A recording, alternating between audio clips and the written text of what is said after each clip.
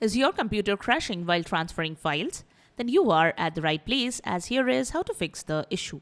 Let's get started. This is the Windows Club. If your Windows computer crashes when transferring large files, the solutions provided in this video will help you. This issue usually occurs due to a faulty hardware such as RAM. Additionally, bad drivers and system file corruption can also cause this problem. Let's get started.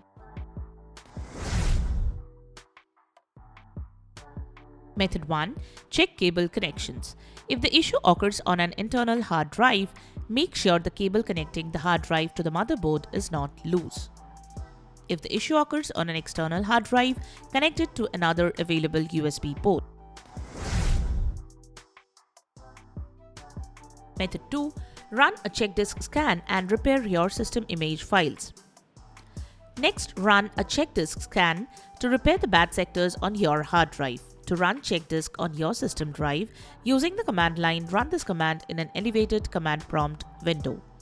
chkdsk:/f/r/x.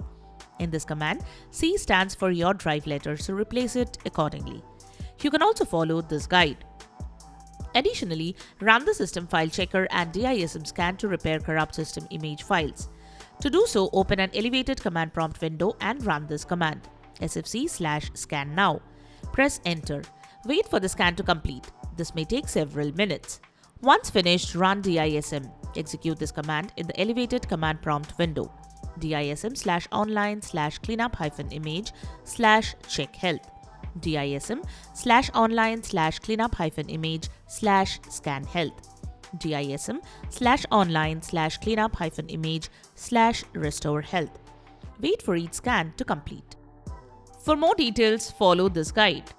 So that's it. Subscribe to the Windows Club for all your tech solutions related to Windows. Thanks for watching.